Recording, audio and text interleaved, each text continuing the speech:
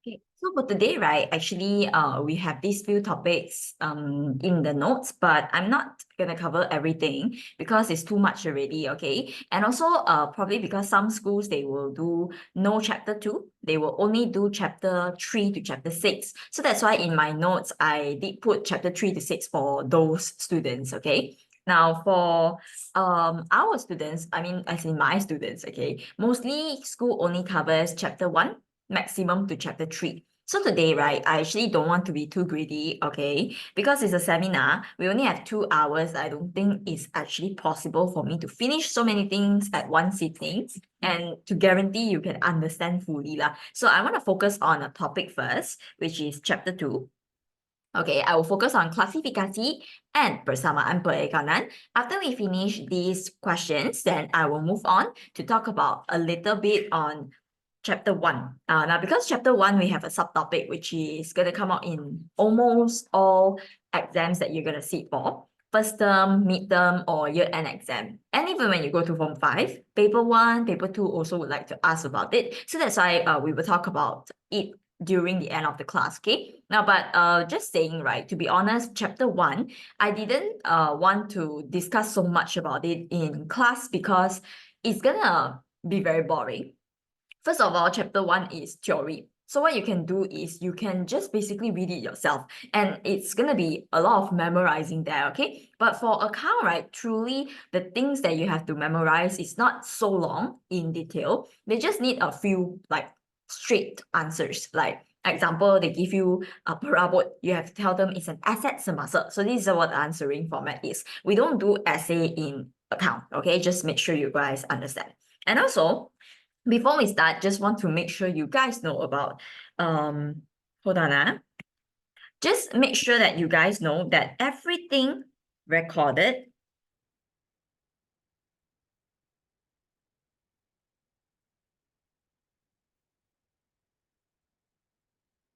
in RM form.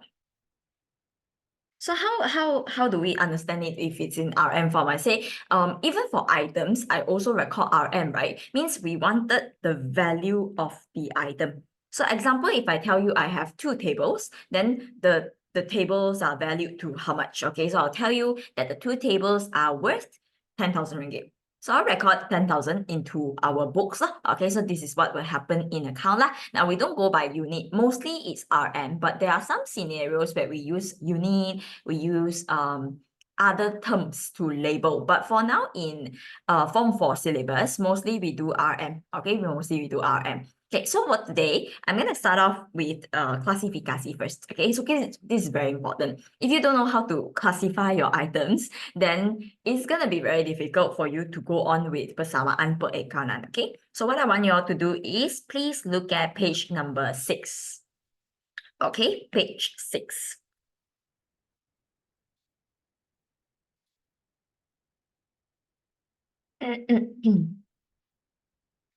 A moment, yeah.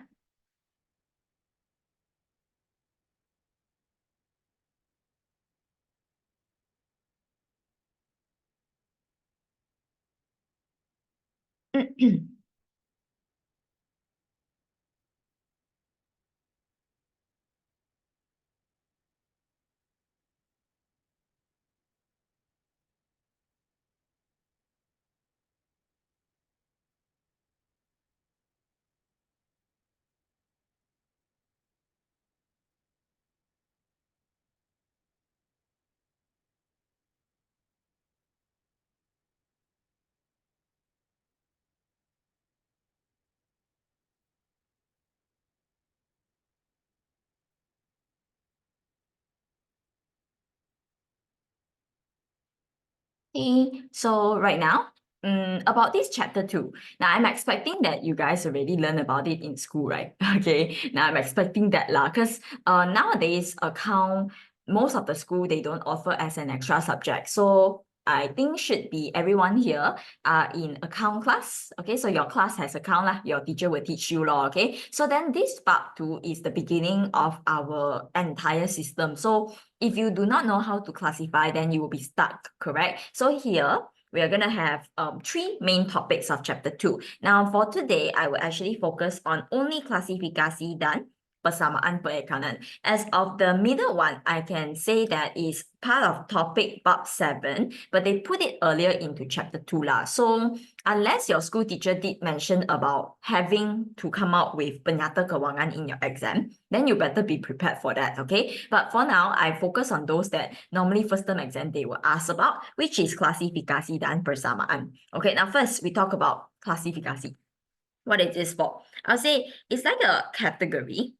You're preparing a folder for you to put all things that are of the same types together, so that it doesn't get confusing. Okay, now especially that I will also have specific terms for those things. Example like tables and chairs. I wouldn't label them as table under asset, chair under asset. So in that case, they are all of the same type, which is furniture. We call it perabot in BM. So that's why for asset, we will have total of 7 names that you can use. So you will see which of those items that you can put under this asset name or that asset name. Okay, so total we have 5 klasifikasi: asset, liability, equity pemilik, hasil dan belanja. So for chapter 2, right, actually for hasil dan belanja, we wouldn't write them out because we are very limited in space.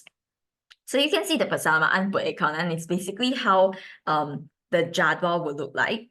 The jadual will only have consist of 3 klasifikasi: asset, liability dengan EP. So in chapter 2, right, when we do the working, the questions, you will actually put hasil and belanja into EP instead. Yeah, so we will like slot them inside lah. But I just want you to know this is for temporary. Only in chapter 2 that you slot into EP. Afterwards, when you go to chapter 3 onwards, 3, 4, 5, 6, then you will start seeing hasil dan belanja being written out separately. Can you understand? Okay. So now we introduce about asset, liability, and EP. Yeah. Now the jenis klasifikasi. What is asset? Mentes, okay? Asset is meaning valuables. Assets are your valuables, but we have 2 types of them, okay? Which we split to bukan semasa dengan semasa. Now the difference about these 2, right? Bukan semasa means not for temporary use. So we plan to use it for more than 1 year.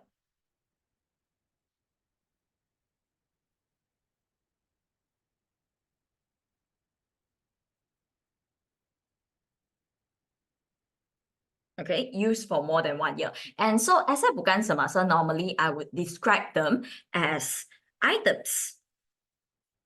Or you can also understand them as tools. So they are not going to be money form, okay? They are going to be a physical item. So asset bukan semasa, we have 7 items which we use it to operate our business, okay? Now you can imagine when you go to a store, whatever that's inside of the store that will help them with their operation is considered as asset bukan semasa. For instance, we can say like, you know, you go into a shoe shop, okay? Example, JD Sports. You want to buy like some sneakers, right? Okay. What will they use to showcase their sneakers? The thing that they use to showcase is going to be the shoe rack, correct? Now the racks are going to be what we call as the asset bukan semasa. Because they will buy in bulk, one shot, maybe they will spend a 5,000 on that for the entire shop. And will they actually use for 1 month and throw them away later? Of course not. They will actually use it for as long as it can last until maybe this rack start to rust or is going, the paint is coming out, becoming very ugly, okay, not very presentable. Then what they do is probably just replace that one rack and not the entire shop of rack, understand? So that's why if you want to understand where rack is, it's under perabot. So in BM, we call it RUC, okay? Now, so all these terms, right, we understand it as informal terms. Now, to be exact, they are the exact item, but in the end, I will categorize under perabot. All of these are furnitures. It's just like at home, I have sofa, I have a TV cabinet, I have tables, I have chairs, but I wouldn't list them out as separate items. I will put them under furniture's expenses. I have spent this much on buying them. But why is it that it's under asset? Because when I spend money purchasing rack, yeah, of course you say, teacher, you have spent your money is going away. But how did the money go away? It didn't. I just transformed the money into an item form. which something that I would like to keep. So it makes me happy, okay? It's just like spending 6,000 ringgit on buying iPhone 15 Pro. Is it worth it? You ask me, of course, I can use my favorite brand and to use it for more than a year, correct? So I'm just changing it to another things that are in value. And normally, if you want to consider them valuable, right, you must understand the item has a resale value. Means that you actually can sell them off again after using. Means as in like second-hand now, of course. You don't expect it to be the same price as before, but the price, even though a bit of difference, is not going to be crazy difference, okay? So I will get to still compensate a little bit from the previous amount. So this is what we consider asset bukan semasa. Meanwhile, if you want to consider something as expense, right, it will be like this one. Sewa. Now, why is sewa considered as belanja but not under ABS? Because asset bukan semasa, we have this thing called premise, right? Premise are the shop lots that we own, or even maybe a house or a building or a piece of land. So this is all considered as premise. We mean as location now, okay? Now, a lot of people would think that sewa premise is actually premise. But let me tell you, sewa mean what? You're renting the place. Does the place belongs to you? No. In the end, if you stop paying the rent, what will happen? You will get evacuated out from the premise, correct? And this premise doesn't belong to you because the name is technically under the other person, but you are paying just so that you can use the space. So why do some people buy and some people rent? If you ask me, rental normally is more I would say better for business because you can change your location after a few years. But if you buy, means that you're forever going to be locked at the same position. So business-wise, of course, normally people would prefer, say what, renting. So ABS is very rare, okay? To have premise under your asset bukan semasa is super rare. Unless it's like those, my grandfather left me a piece of land, so I continue using the piece of land, okay? So that is my premise. Okay, but if I don't own it, then we don't put it under asset bukan semasa, okay? So premise will have a few types, again, tanah, bangunan, kedai, these three, okay? Now, as of the others, example now, I go back to JD store, okay? You go into JD store, you look at the racks, okay? And you saw a shoe that you really like. You want to buy it, correct? Now, why does the shoe not consider as asset bukan semasa for a store? I say, you think properly again, what will a customer do with your shoe? Let me just example, this is the shoe, okay? I see the shoe, I be like, oh, this is so nice. I want to buy this. And I go to the cashier, what do? I pay for the shoe and I bring this shoe out of the store. You cannot say the barang, niaga, items that you sell, consider as bukan semasa because you're not gonna have them more than a year. You are preparing to sell them anytime, as long as a customer comes in, okay? So you see, I can just bought in the item and the next moment, someone come in and be interested in the product, they just bring it out of the store. So that's why when you say, oh, teacher, what about the shoes? Shoes are considered asset semasa. In chapter 2, we call them inventory. So when can I use the term inventory? First, if they say barang, or they mention barang niaga. Now, sometimes they will be very specific. Depends on the question, okay? If the beginning of the question, they say it's a kedai kasut, then whenever you see sentences having kasut, means you change to inventory. Is that okay? So we cannot consider it more than 1 year because we're ready to sell them off any time. So asset semasa is something that we cannot hold on to for more than a year. We can't. It will be less than a year that's going to be gone, okay? Within 1 year. But I normally describe to my students that asset semasa are usually in money form already. So it doesn't take you much effort to transform them into cash. Okay, means like 10 ringgit, 50 ringgit like that. It's very convertible, very quick that we can make it into money form, which is like this one here, the barang niaga, okay? If I buy in the shoes, of course I will spend some money purchasing it, but after I bought it, I put it under asset semasa. One moment someone come in, then I will be able to sell them off, minus out from inventory, and put them into bank ataupun tunai. Depends on what the customer pay me with. If they want to pay me with check, then I put under bank. If they want to pay me with cash, then I put under tunai. Is that okay? Right. So I continue. Yeah. I try to make things related to each other so I can tell you how you categorize. Okay. Now continue. I say, I'm a customer. I come into your store and I realize I like this pair of shoes. So what I do is I take this pair of shoes, I go to the cashier. I want to pay, correct? Now, how do I pay? I pay you with money now, of course. Okay, I give you the money, but do you expect me to only give you money and then walk away with the shoe? Of course not. I would expect to wait and you have to hand me a receipt as proof of payment, correct? So what thing that can help you with printing the machine? Printing the receipt. You need a machine, a printer that is supposed to print receipts. Okay, so it's different one, guys, by the way. Printer, normally some printer lah, okay, they are meant for receipt only. So the size is a bit different one, much smaller. But if you say like maybe like TDC receipt, right? TDC receipt is a bit more longer. Okay, so maybe the paper, I don't know what size is that lah, but A5 size, something like that. Okay, so it will be a bit longer. They require a different printer. So that's why for that case, we consider those as alatan pejabat. Okay, so it's under office equipment truly. So even if you say, teacher, I thought it's a store, why is there office word mentioned? I say some of the businesses, right, they don't have other office. Their office is the counter area. Can you understand? So it's just like how every TDC branch, our office area is the counter. Is where you pay your money, that is the office area. So whatever you see on the counter table, you see a computer, you see printer, okay, even if you see a cash drawer, all under alatan pejabat, okay? Right, so here is office equipment, pejabat. Most popular is computer and pencetak. Okay, and now I say one thing lah. In Malaysia, our weather is so hot, okay? What would you look for when you go to a store? You'll be like, oh, I want to eat lunch today, but I don't feel like going to those places where it's very hot. I don't want to go to the hawker stores. I'm going to sweat like crazy, okay? So what I do, I look for places with aircon, okay? So what is aircon to a shop?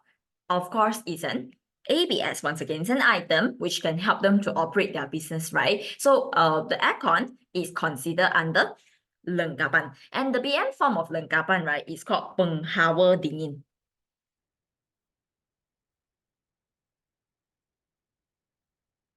It's called penghawa dingin. Now, sometimes they will say pendingin hawa. So it depends lah. Even if they say pendingin hawa, just remember, no worries about it, because we're not going to talk about penghawa dingin inside of any our reports. We instead going to change it into lengkapan. Okay, so as long as you can recognize that, then you put them under lengkapan and that's it. Okay, now what other examples we have of lengkapan? Very obvious answer. When you go to JD store, how can you actually see their products? They will put spotlight or they will put lights, right? So all those that are hanging on the wall, we are considered as lengkapan already. So we have lampu, kipas, penghawa dingin. These are lengkapan.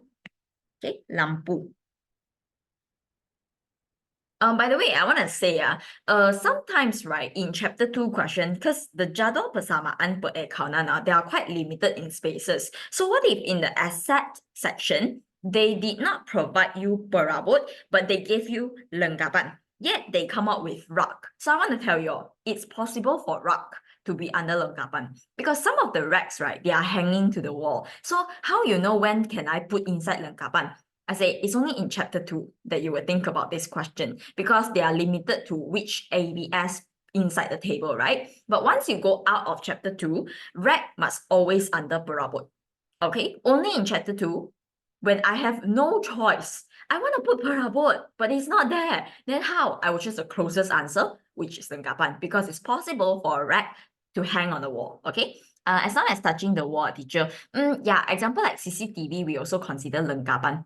Some of the stores, right, they will consider like fridge to be their lengkapan also. Sometimes, okay. If you want to say like TV, then TV Yeah, I guess TV can consider as lengkapan as well. Yeah, anything that can hang on the wall lah, basically. I describe it this way. But you don't have to be too worried because normally when they come out, right, they will just come out with a few common answers like lampu, kipas, penghawa dingin. The most important is penghawa dingin lah because they love to ask about this. And a lot of students don't know what is it. Penghawa dingin is aircon, okay? So you put them under lengkapan. Is that okay? All right, any questions?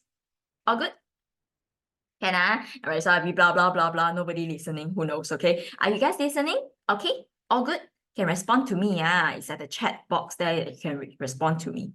Okay, someone gives me a thumbs up. Okay, good job. Can reaction is great as well. Thanks for the reaction, by the way.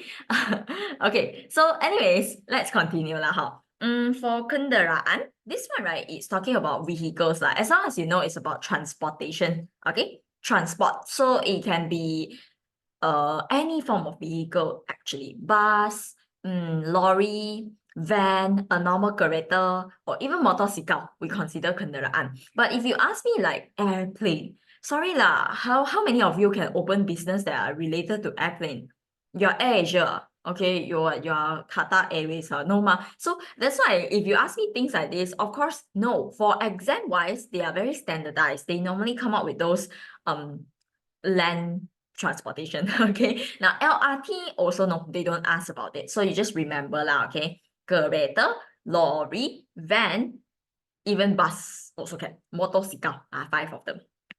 Any vehicles. Then you put under kenderaan.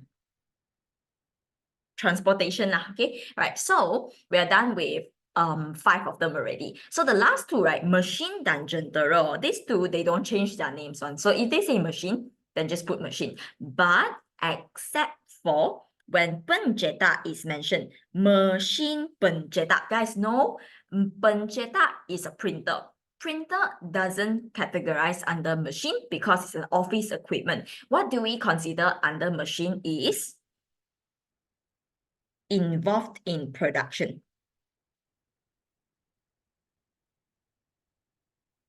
Example, if you tell me I am a bakery store, then what is my machine? My machine is the oven. Can you understand? So it must be in a production that it can help me with producing product that I consider it as a machine or a jentera. So what's the difference between machine and jentera? Answer is jentera are those that are huge sized, okay? Like what y'all see in construction sites, you know those cranes, okay?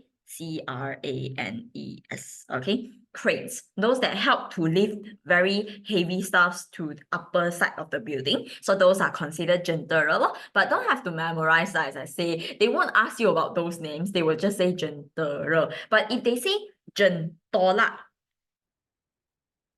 guys, jentola is for those pertanian one, right? Then this one, you don't tell me, teacher, I put under kenderaan because jentola, right? You need someone to drive ma. But the thing is, do you drive jentola to a shopping mall? No, no, it doesn't. Will you drive this to Penang just because you want to travel? No. Okay, so then you cannot consider jentola as kenderaan. It must be under jentera already because it's a huge size of machine. Then you need someone to operate it in order for it to work. But machine, right, you can just put that, you can move it around also. So it's smaller in sizes lah. So machine and jentera both are machineries, just that size-wise, machine small, jentera huge. Okay, all right, so we are done with ABS already. Total got 7 types. Now, if you ask me, what is coffee machine under? Coffee machine, if you say that you are not opening a business, it's just for office, then it's alatan pejabat. But if your business is a coffee shop, then yeah, coffee machine is under machine. Okay? So it differs, depends on what you use it for. If it's for production wise, you're selling selling coffee. Okay, selling machine pula. Okay, selling coffee, then you put under machine. But if you don't sell coffee, just for regular use, alatan pejabat. Okay, all right. So for asset semasa, they are all very convertible to money form. So in fact, I would say mostly in money form lah, except for this one, inventory RQ is in barang form, but we're gonna sell them very quickly, okay?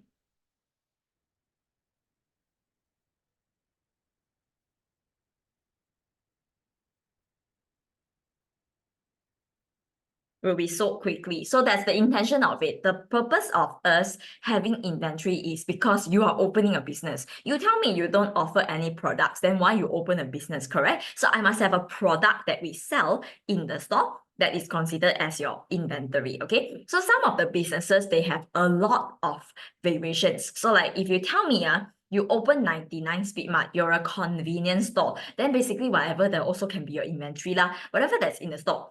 Potato chips, toilet roll, what else? A garbage bag, cat food, dog food. Let me think about what is in 99 Speed Mart. Kit Kat, all those snacks, or even Maggi mee, grains, rice, okay, all is your inventory. So, but of course, in exam, they don't make it so hard for you lah. They will have a specific product in their shop name. So as I say, if it's Kedai Kasut Alia, so kasut is my inventory. Whenever there's a kasut mentioned, put under inventory lah, okay? And continue. The rest, right, which is from here onwards, all is money form already, okay? Means all of my assets are so basically money except for inventory. But we put them here is because we don't keep them more than a year. Secondly, we will sell them off very quickly, becoming cash or bank form, okay? So now, what is account belum terima? I hope you all know about this because it's very important in your chapter 2. This is actually caused by a transaction way called secara credit. Okay, credit, by the way, I hope you all know lah. Next time you're gonna have it, okay? What's a credit card? Credit means I give you a certain limit to use. You can use those money that doesn't belong to you first. You spend first and you pay them later, okay? Which is the whole purpose of secara credit, okay? A credit card, yes, in that. So when you buy things with credit card, did you use your own money? No, you're using the bank's money. And when are you going to pay back to them? Of course, they will give you a timeline lah. You have to be a payment due by blah, blah, blah. So maybe it's the next month, okay? So this is the purpose. Secara credit usually gives us 1 month period to pay back. So here you see the term is belum terima. It's not us that yet to pay. We are yet to receive.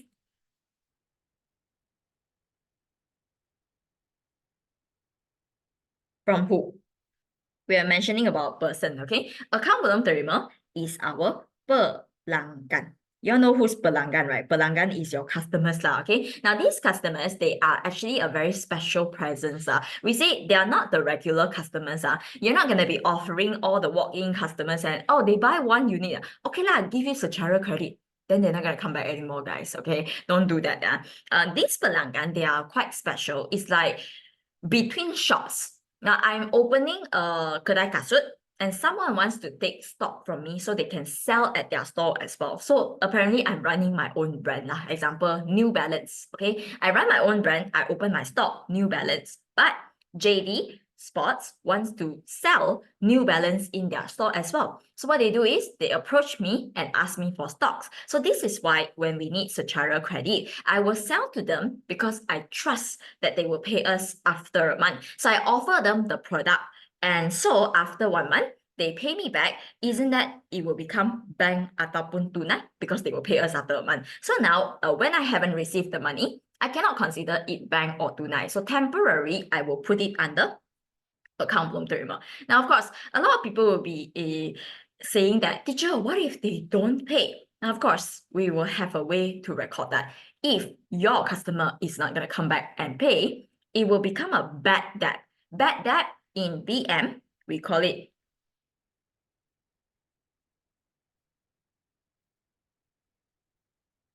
hutang lapor, okay? Bad debts. But bad debt first, okay? Maybe it's just one. So this bad debt means you will no longer collect the money from them. And we will consider this as a belanja, meaning to say that as we record, right, we don't do ABT minus bank plus. No, no bank. The ABT will minus, but it will be added to here. My belanja increase. Why? Because it happened to be from an asset, something that I should receive money of, becoming a belanja that I bear myself because my items is sold, products out. Did I lose money? Technically seems like no lah, but you lost the money you spent on the products. That's why we will consider ABT under AS first. Because can you guarantee all of them to come back?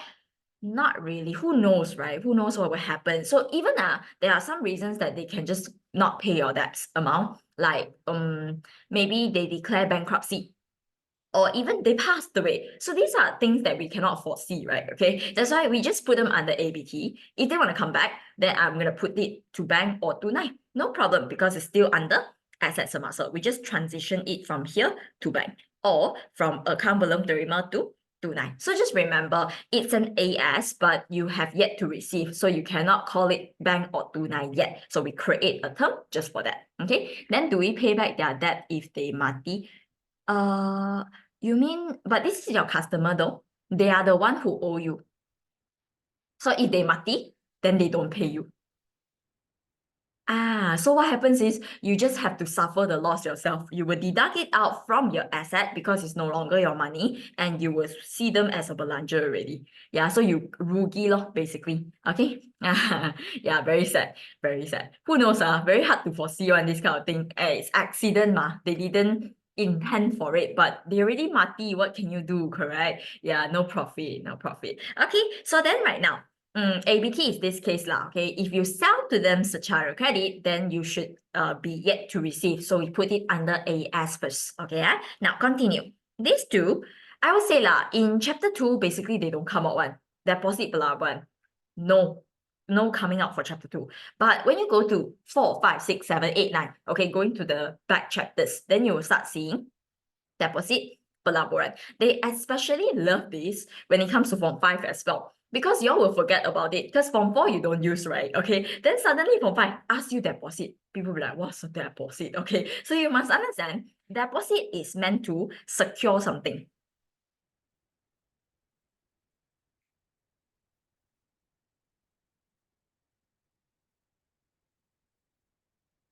Now, it can be us to secure a thing, or the seller to secure on their side. So example, if I want to rent a shop lot, correct? They will actually collect at least 3 months rental as deposit first. So why? Because if now, for the first 3 months, you already pay the 3 months deposit, right? Yet you don't pay for rental. So what they can do, they will be like, okay, never mind. For the first 3 months, I won't calculate with you, but the deposit will be forfeited because those 3 months you never pay. I will use your deposit to be paid for that. So you will have to evacuate out from the shop lah, because you don't pay for rental. So this deposit thing is to secure both parties actually. When I pay deposit, will I want to run away? No, because my money is with them. Of course, I try to utilize it as much as I can, correct? So otherwise, then it's to make sure this seller or this person who rent me lah, okay, the owner of this shop lot, they don't suddenly rent it to someone else, because I already pay you deposit. Why do you rent it to another person again? Okay, so this deposit is meant to secure both parties. Okay, but here you have to understand, we are the party that's paying the deposit. That's why I put it under AS, because normally deposit are refundable. So even though the money now is with their hands, okay, it's in owner's hand. So what? After 1 year, if my contract ends, they will ask me, do you want me to refund the deposit to you, or you want to treat it as a payment for the last 3 months? I will consider by then if I want to take it back. But you see, no point taking it back. What? I take it back and then I still pay them the money for the 3 months of saver, correct? So in the end, actually, towards the end of the contract, normally people will use deposit as a payment now. But as long as the contract's not ended yet, this deposit should always still consider as my money. It's just like how when you guys, example, if you join TTC tuition, you have to register. Registration fee confirm cannot take back, but deposit is something that we keep only. It's not under our profit. We will keep until you graduate or you want to leave the tuition center. We will refund the money back to you. So deposit is working like this. It's an asset semasa because it's refundable. Okay, we are the one paying, not receiving. Okay, right. So pelaburan, investment. Now, the reason why we put it under AS is because how you invest, you use money, right? And would you say I invest and I lose the money lah? Of course not. If you intend to lose your money, there's so many ways to lose your money. spend it elsewhere, okay? Why you want to do investment then? It's because we expect investment to get us more money. So if it's a successful investment, what will happen? Eventually, I will withdraw the investment, put them back into my bank account, or withdraw them as cash form, correct? So it's still going to be in money form anyhow. So we put it under AS, okay? So this investment, right, under semester means it's meant for short term, within 12 months time. Okay, right. So now I put extra lah, okay? I don't think they will come up with this, but in case if they ask you in objective questions, what is tunai ringgit under? You just remember, as long as there's a tunai word, asset semasa, money mah, okay? But what's the difference between tunai and tunai ringgit? I'll say it's the word ringgit behind here. It's meant for small expenses. Money accommodated.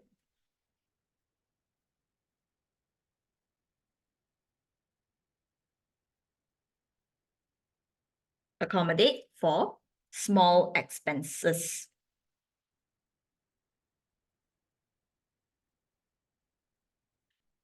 Small cash, yeah, correct. Small cash. We call it petty cash. Petty cash. I think it's PETTY cash. Petty cash. So yeah, they can be in coin form, but normally we don't put coin form now. We put like 20, 100 ringgit there. So if you need to spend anything on like maybe buying tissue rolls, you're spending 20 ringgit, right? Okay, you take it from the petty cash so that we split out the expenses so it doesn't look so confusing. Because mainly when we record in tunai or bank, right, they are all larger expenses, like more than 100 ringgit. 1,000, 2,000. But tunai ringgit here mostly is like 10 ringgit, 20 ringgit, 15 ringgit, 4 ringgit, 90 cent. Okay, so we use tunai ringgit. Okay, so petty cash is meant for small expenses only lah. But by the way, I want to say, if you do not have bank or tunai, it's not possible for you to have tunai ringgit because this one, right, is an external thing. It's a choice. Whether or not the business owner wants to branch out another amount of money to be as tunai ringgit. Because the money actually came from bank or tunai. So you just imagine now in my pocket, I have 500 ringgit cash. In my bank account, I have 50,000. So I'd be like, you want to use for small expenses? I don't want to take from my cash because I only got 500. So I go to the bank, I withdraw 200 ringgit. And I give you, I say, okay, this money can only be used for small expenses. Do not use it for large expenses like 200 ringgit. Don't use that. If you need large expenses to be paid for, you use bank accounts money or you use the cash 500 ringgit. Do not touch this petty cash. Petty cash is only for things like 5 ringgit, 6 ringgit, all the small expenses in the store. Okay, must be internal expenses. Okay, right. So this is tunai ringgit, separate out from tunai or bank. But for chapter 2, Jadwal, they won't come up with this. Okay, they won't come up with this. Don't worry. Now we continue. Assets are all done already. We have total of 13 assets. 7 ABS, 6 AS. The reason why I say 6 is because tunai ringgit is not inside of chapter 2. It's only on chapter 4 onwards. But I'm afraid that they might mix it up together. So you just be careful lah. If it comes out, then you put under asset semasa lah. Okay. All right. So 13 types of them. Now continue to liability. What's a liability? Liability means debt to outsiders. Okay, debt to outsiders. So we are actually owing someone. So then I say lah, okay, compare, right, LBS and LS. LBS liability bukan semasa is more like us going to borrow. I intended to borrow the money, but liability semasa is more like, oh, I buy something and I never pay, so I owe instead. Okay, a little bit of difference. They say, maybe you always say that teacher, borrow and owe not the same. No, my owe is because I want to own something, but yet I don't want to pay. But borrow is like, I just want this thing temporary and later I will give it back to you. I just use it for a period of time, just money. Okay, so that's why liability, right, we split to two. The bukan semasa's definition is the same as the assets. As long as it's bukan semasa, it will be more than 1 year. But we are borrowing for more than 1 year. Okay, so normally here is types of loan.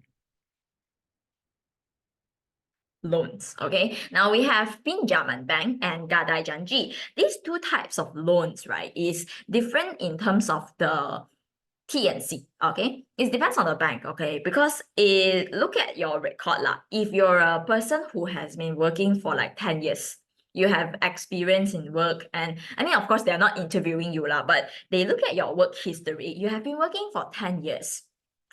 Very consistent. Every month you have your salary. Okay, and the salary is a very fixed amount, so no problem. Not like salesperson, salesperson, they get commission, so it's very risky to borrow money to salesperson, because 1 month they can be a lot of income, second month maybe they have no income at all. So that's why they will consider your job type. If your job type is those very consistent ones, you are working under a company, as example, as accountant or marketing manager, okay, every month you get 8,000 fixed. Okay, no problem. I will do pinjaman bank to you.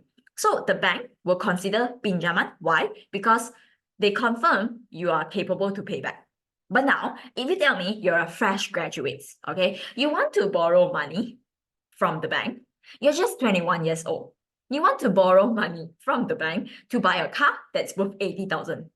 Yet, fresh graduate, you think you go out, you can get 8,000. Of course not. So you work under a company as an assistant or something like junior, okay? You get maybe 2,000 ringgit. Because minimum salary in Malaysia is 1,500. So they offer you 2,000 because you're fresh graduate. You have no experience and you're a junior. And yet you still work under the sales department. That is even worse, okay? They are not trusting your job type because salesperson doesn't have a fixed pay, correct? Now you're getting 2,000, but anything on top of it is just commission. So if you tell me, right, teacher, but I got 3,000 in total, because that month I got commission of 1,000 ringgit, but yet the bank won't look at your commission. The bank will only look at your fixed salary, which is gaji tetap. 2,000 ringgit only written inside the payslip one. So if they think that you're a fresh graduate, you're 21 years old, so young, and your salary is only 2,000 per month, no? Are you able to afford 80,000 worth of car? If you think about it, right? I do some simple calculations, okay? 80,000 is only the car value, okay? If you divide it by, maybe you say, I want to use 9 years to pay. 9 years times 12 months. Each month, how much do you have to pay? It's about 96 months that you pay. It's 833 ringgit just for the value of the car. Don't forget that the bank will also charge you interest for the pinjaman, correct? So it's based on the 80,000 that they charge you the interest. Normally what I know maybe it's about 3.5% of interest rate per annum, means 1 year is 3.5%. That's 2,008 per year. If you owe 9 years, it's going to be 25,200 on top of your loan. So means this is the car value, and the interest rate you have to pay is 25,200.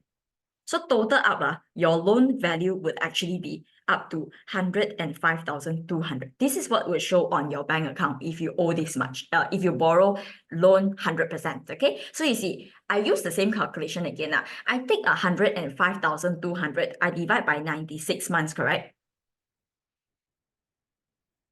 Each month, this fresh graduate wanting to buy a 80,000 car, he have to pay 1,095 ringgit of installment back to the bank just to borrow for the car loan.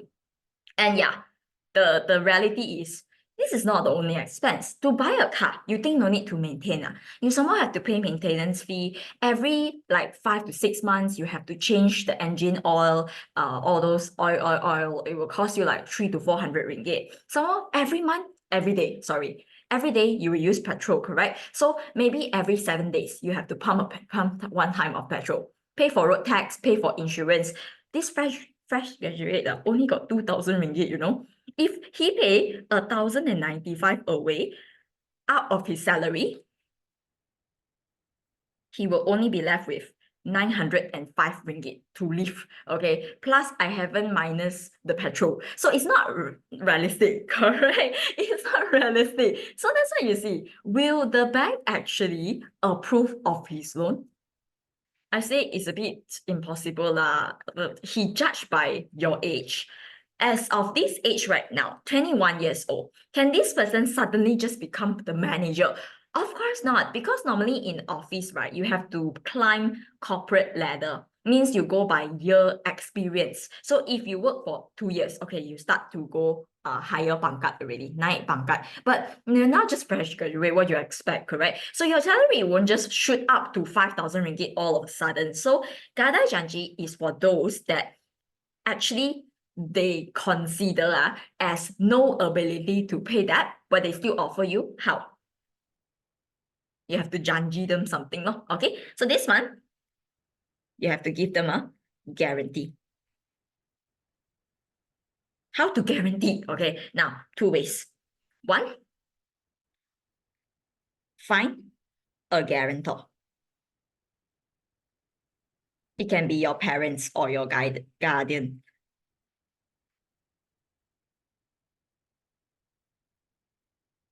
Okay, parents or guardian. So other than finding a guarantor, another thing is a bit impossible, but maybe you have it.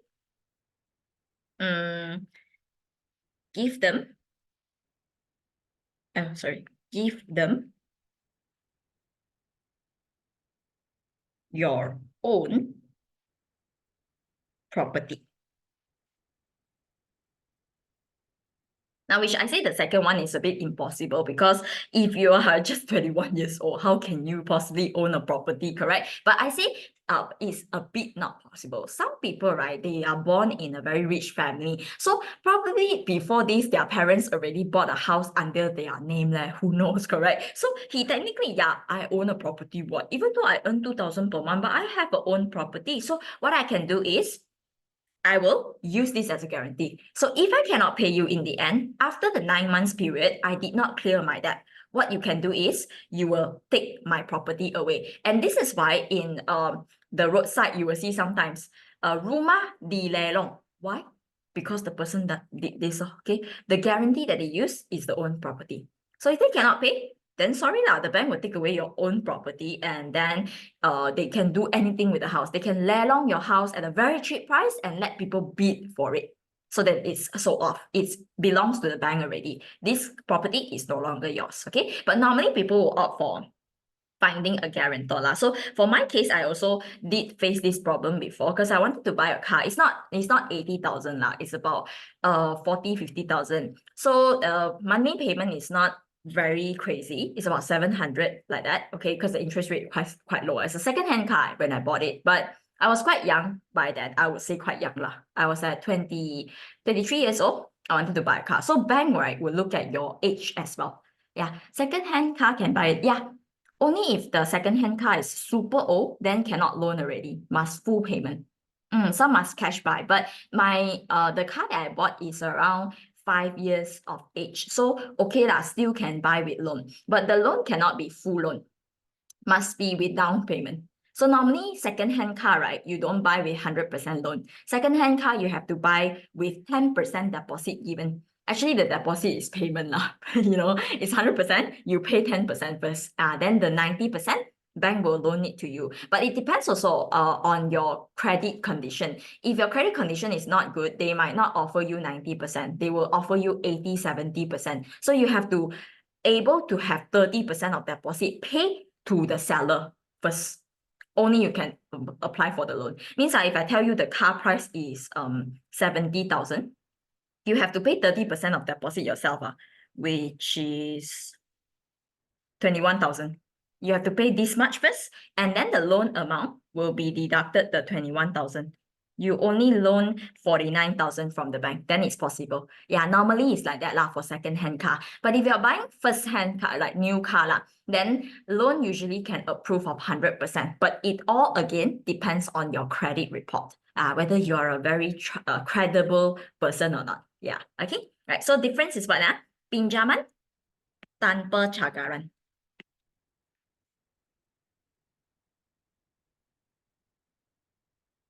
This one, dengan cagaran.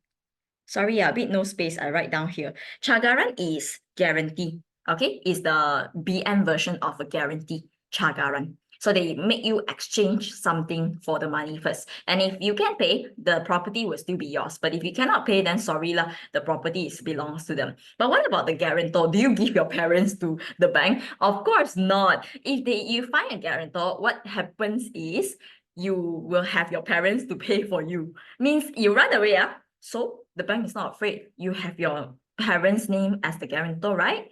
You go away lah. I will look for your parents and get the money back from them. So this is why don't simply find people to be your guarantor. I mean, some banks, they will require parents.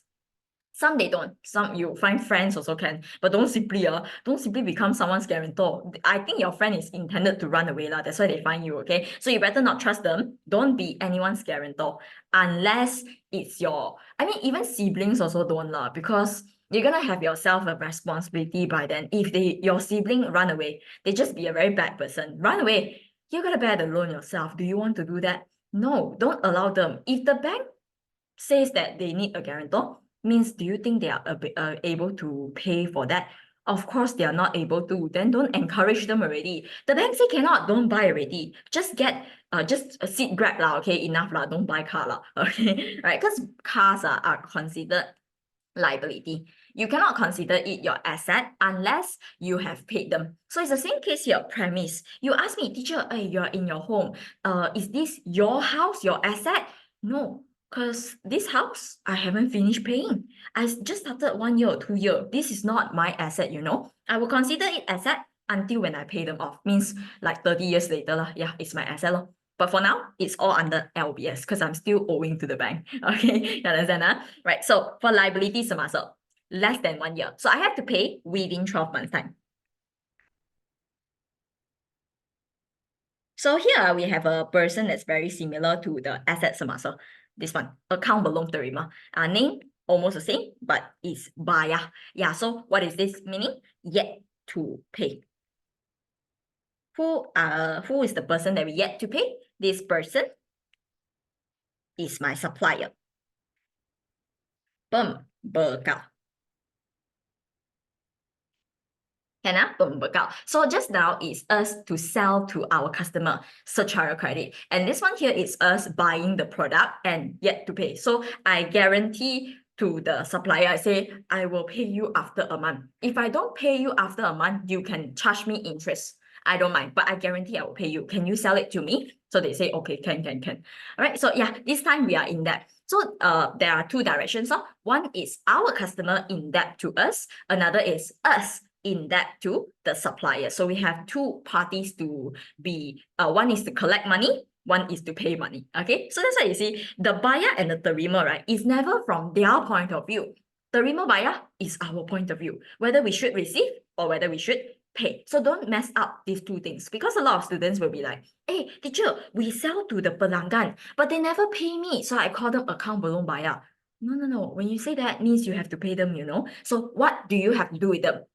Terima wang daripada pelanggan. So it's gonna be the word terima for pelanggan. ABT. But if you buy, yet to pay, bayar, you have to pay to them. Okay, so this is pembekal. Of course, must be within 12 months. This is a business. How can you say, teacher, I don't want to pay lah? I tell them 2 years later I pay. Nobody's gonna sell to you. I want to say first, okay? You tell them 1 month, then you extend to 2 months. I think it's still in a very reasonable state. But if after 2 months they are unhappy with you, they want to charge you double of it, I think it's also logical. You yourself guarantee to be in 2 months, right? Then why? You extend further? Sorry to say lah, but I'm gonna be like those sharp loan already. I'm gonna come to your house, hey, pay money, okay? Now, of course, we do it in a legal way, okay? Right, so account loan buyer is like that. And the second one, overdraft bank. Overdraft bank meaning what? I always like to explain it this way lah. Easier to remember. Over. Money, what can happen to your money related to over? Okay, sometimes we cannot control ourselves, okay? I see this, I want to buy. I see this, I want to buy. So what happened? I will overspend. Okay, so you can understand it this way. How overdraft bank happens is when you overspend money that is not supposed to be yours, okay? But how is it possible? If my bank account only has 10,000 ringgit, then the money that I can spend maximum is 10,000. So this is the case, okay? Overdraft bank is actually a service offered by bank. So you cannot simply say, hey teacher, you teach me ma, bank account can overspend one or so I go out, I swipe my card, okay? Provided not credit card, debit card, swipe. Cannot one, they will tell you insufficient balance. You cannot spend. Okay, so when is it that I can actually do swipe and even if it's over the amount I have in my bank account, yet I still can do the expenses. Okay, I say it's when you went to the bank, you apply for this service called overdraft bank. Okay, so the bank will offer you a certain limit to your debit account. Debit account and credit card is different thing. Debit account is used for money belongs to you, means you save your own money inside. Credit card, no savings inside one. Credit card is all money from the bank. So now it's different. I'm using my money, but partially from the bank because we need it only for now. And you ask me, teacher, why don't you go and have pinjaman bank instead? Reason is because this overspend is only probably going to be 1 month thing. Why do I want to tie myself to a nine years loan? Correct? So yeah, we just go and apply for overdraft bank. Bank will allow us for this 1 month, you get to spend extra. How much you want? I want 10,000, can? Okay, 10,000. So how is the flow? After this month, you have to pay the 10,000 back. So it's only for temporary. Okay, overdraft bank, then you can understand it as when bank becomes negative. So usually, right, bank is under asset semasa, means your balance are still positive. But when your balance become negative form, then we consider it overdraft bank liability semasa. So either asset or a liability. Okay, right. So last one before we start the questions, right? Equity per minute. Equity per minute, a lot of people don't know. They will always think that it is the owner's contribution. But I want to say it's not wrong. It can also be understood that way. But if you are the accountant right now, you have to at least know what's the purpose of recording the EP. To record the EP is to know how much is our debt to our owner. Why? Because right now, who are you? We represent the store or the shop. So now we are the shop, we are helping them to record in regard of the shop. But are we the owner? No. You don't consider yourself as the owner, but maybe sometimes you will sit in the position of the owner to record some stuff, but always still you are only an accountant. You are representing the shop, not the owner. So when the owner wants to bring money in, okay, you will help them to record, and that will be considered under EP. That of the shop to the owner will now increase because all the money that's brought in, right, is not throwing to the sea, The owner brought in the money because it's in form of investment for them. They open a store, so they want to earn money from it, correct? So that's why model here is only temporary for the time being. If they want to close the business, right, then the money will go back to them, okay? So we record under EP. This is the main item in equity per minute. Means that I can have no untung per se, no ambilan, but yet model must always be there. Okay. When do we use model? If you see this term, bawa masuk. Okay, if you see bawa masuk or memulakan. Now, in order to start a business, the per minute must bring model in. Model is contributions term. So the model actually will be in the form of asset bukan semasa or asset semasa. That explains why the formula is A equals to L plus EP because no liability, never mind. But the model that we brought in will actually be equals to the assets that we have in the store. So where do you think all this kenderaan lengkapan came from? Obviously, the per minute use his own money to buy lah. That's why when he spent his money to bring the items in, okay, then we write model once, kenderaan once. So these two must be balanced one. So this is how it works. And so it's actually an equation, okay? Model will plus with untung or minus with rugi bersih minus ambilan to get the result of latest model amount. Model Q. That's why I say the main character of EP, right, is model. Because in the end, all these untung or ambilan, right, they are only going to be seen during the month. And when we end the month, then no more already because we will slot them into one term model. What's the final amount of our model as of this month? So untung or ambilan is only for every month. that we will create once, so they don't bring forward. But model, yes, it will keep accumulating bigger and bigger. Now, smaller and smaller, yes or not? Yeah. If it gets smaller, sorry to say, you have to close down your business already. Okay, smaller until negative. Sorry, your business bankrupt already, by the way. So cannot negative, zero lah, okay? Maximum until zero, close, no more. Okay, no more already. Okay, now this is how the EP works. Okay, now A equals to L plus EP, so we're done. Now hasil and belanja, right, is whatever. I just want you to understand why hasil and belanja can be slot into this column during persamaan perakaunan, which is untung bersih. Reason is because hasil will make us earn more. Hasil is our income. Okay, while belanja is our expenses. So you see, I don't care how much is your income. If your expenses are too much, it will also eventually spend away all your income, correct? So untung per se can be affected positively by hasil, but belanja will cause it to be negative. It will make untung per se lesser. So these two, when we put into persamaan perakaunan, we're not going to write them by their own names. So when hasil happens, you just put into untung per se. Belanja happen, put into it as well, but positive or negative form depends on the status. If it's terima, then plus. Bayar, then is minus. Okay, so in case anyone here do not understand some of the terms inside of the belanja, I just explain a little lah, okay? Angkutan keluar, angkutan masuk. I put like this, yeah.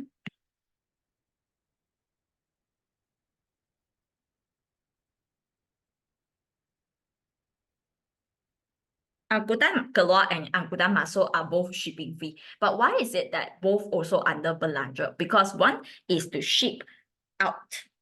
One is to ship in. Out to customer. Okay, out to customer. While in for ourselves.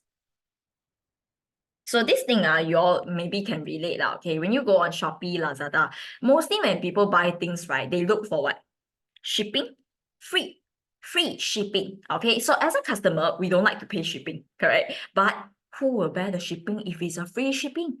The seller lah, okay? So here, why is angkutan keluar still our belanja? Because we're offering free shipping to the customer. So I have to pay the shipping for them. So no matter it is shipped out or ship in, both must be belanja. Okay, so don't care about keluar or masuk. As long as you see angkutan, shipping, then it's under belanja already. Okay, and as to kada bayaran, right, is all the bill utility. Utilities are like water, electricity, or phone bills, all the bills lah, okay, bill. And as to iklan is advertisement fee. So you're doing advertisement for your shop lah. Otherwise, then how you attract customers, correct? Okay, so these are the examples. So right now, we're going to start our exercise of persamaan perakaunan already. So it's 11:09. We still have about 51 minutes. Okay, I'm a bit stressed right now. So let's quickly begin with page 7. Now here, the format.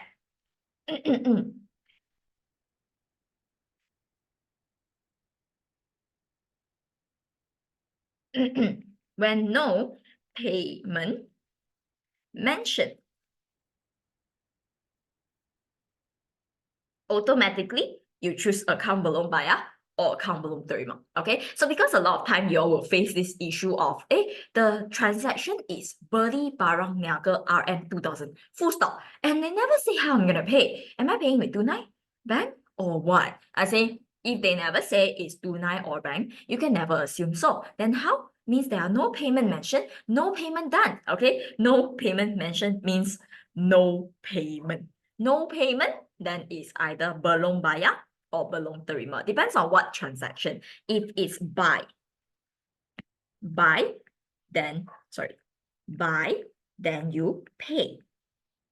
Sell, then you receive. Is that okay? So the account belum is fixed, but whether it's bayar or terima, you look at whether it's buying or selling, then you use that way. Okay. Now, normally when doing the persamaan perakaunan, right, I will prefer you all to make this line a little bit more obvious, so you can tell where is the separating point. We want them balanced at this section. Okay, now balance, right, have many ways. It can be either this way. Example, 1,000 on the left, 1,000 on the right, 2 times. Or I can have 1,000 on the left, also 1,000 on the left. Here, nothing, 0. Or I can have 1,000 on the left, 300 and 700 on the right. So you understand that the minimum is what? Minimum 2 things recorded. Okay, it must be 2 things that are berlainan, cannot be the same. Means you don't tell me you're choosing bank and you choose bank again for the second time. So each transaction will only use 1 row of space. You don't let yourself use more than that. So you have to ensure if you want the bottom part to balance, then every transaction that you record, it can balance with each other. Example, for the 1,000 and 1,000, I can say that it's on January 1st. The pemilik started the business with 10,000 ringgit, so that is considered modal because memulakan have to bring money in. But the money can straight away be used to buy inventory, 2,000, to buy perabot, 4,000, and to put the rest into bank, 4,000.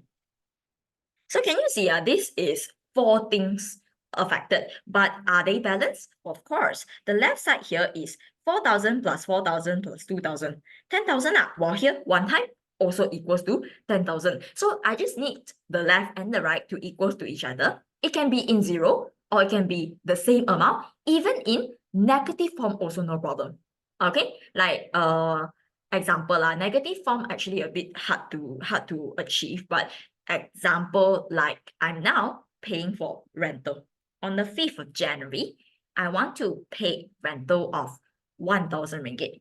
I will take money out from the bank and consider this as belanja. So deducted out from untung per se. Is that okay? Because untung per se is in charge of hasil and belanja. So when hasil plus belanja minus.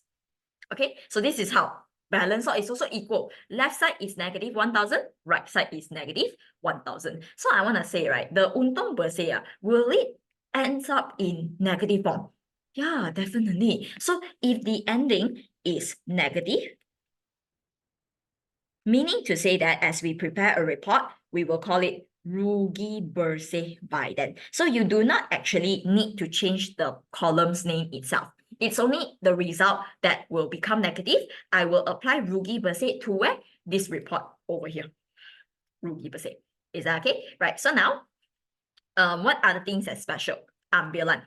Ambilan default is a negative EP. So you just understand the entire column is already what? Negative form. So when ambilan happens on the 6th, the pemilik took inventory of 500 ringgit out. So inventory is going to be deducted because it's being taken out, right? And it's because of his own use. So we will put like this, 500.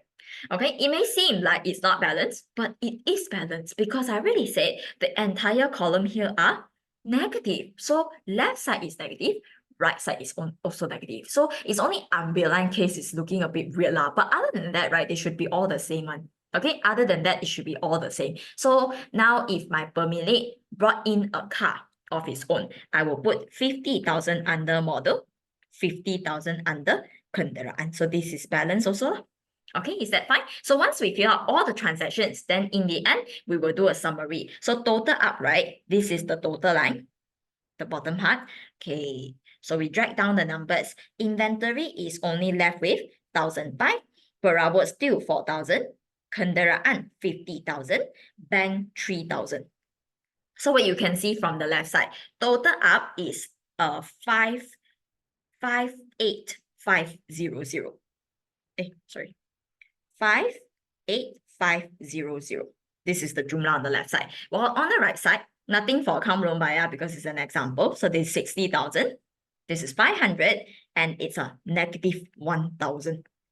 So technically, how does this work is you will do 60,000 minus 500 plus negative 1,000. So the plus with the negative doesn't change anything, it's still negative.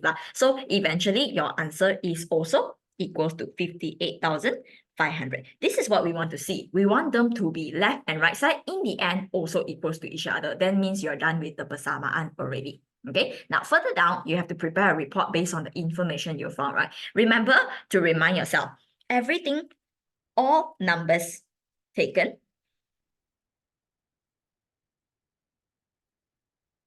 from the last row of persamaan, jadual persamaan, means it is all this one's here. Okay, you cannot take anything from, you cannot take anything from the top. If you do that, you're not going to get the same number as here, 58500. So you see, I go according to the list, right? Among the numbers that I have, which ones are asset bukan semasa? I have perabot, I have kenderaan. So I will put the number 4,000 under perabot. Kenderaan, I will put 50,000. Okay, put in already, jumlahkan, my ABS is equals to 54,000. And as of asset semasa, I have what? Inventory, I have bank. 1,500 and 3,000. So we put on inventory up here because it's end of the month. Bank is positive 3,000. So this is example so some of them are missing, is okay one, okay? So jumlahkan, we put it over here. So the intention of having first column and a second column, right, is so that I will be able to tell how much is the total of ABS and the total of AS to be separated first. So when my pemilik look at the 58,500, will he think that all of these are cash? No. He will look at the report. Oh, out of the 58,500, my asset semasa is very little. It's only 4,005. So this is the purpose of the report. We are supposed to show them so your pemilik understand what is missing, what is lacking of money. So he bring in more cash. Can understand? So the intention of the first column and the second column is to split both types of your asset so they can have their own total. But eventually, we will still find them jumlah asset, which goes back to 58,500. So three things that we can able to find ABS, we find AS, we also find the jumlah asset. So as of how to use the column, right? Normally I tell my students, you just remember, it's a staircase. So it goes from here to here to here, go down one. But when you finish, then you go back. But it's downwards, okay? So it's just like a staircase, right? There will be half and half. So half of this is up here, half of this is going down. So it will never be going to the same direction. So you move downward and then you come back in again. So we always begin from the most right-hand column. Start here, go to the front. Once we finish, ends it here again. Begin, end, the same column.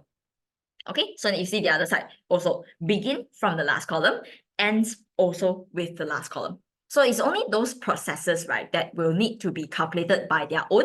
I will push it to the front. So you see AS because I want to find this number. If I put the 1,005 and the 3,000 here, will I be able to get 4,005?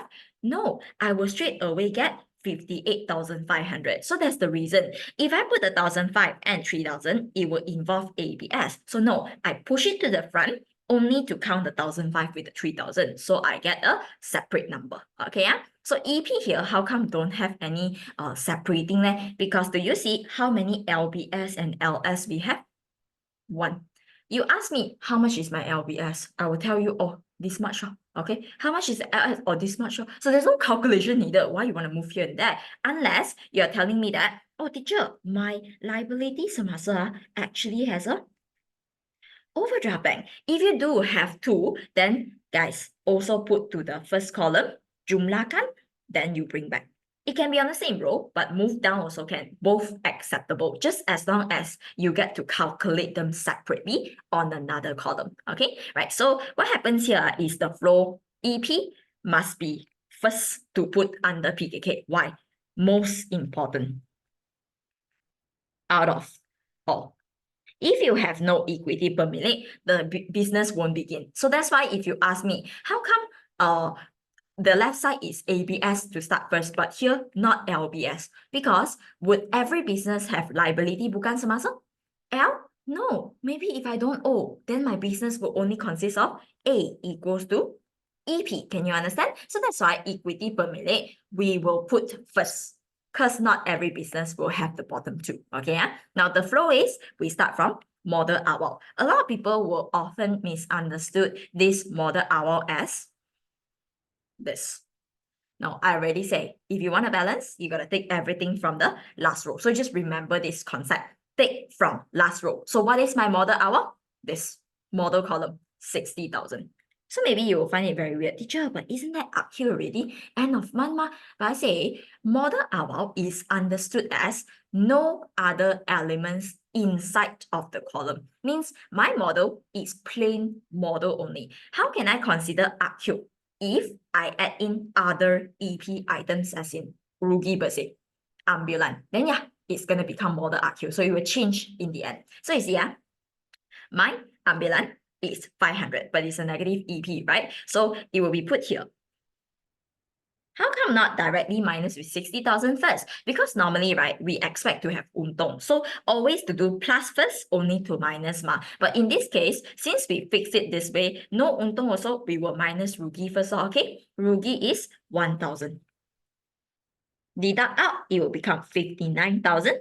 You further minus 500, then it become 58,500. Okay, so you see, if I do not have any LS, then it ends there already. Can understand?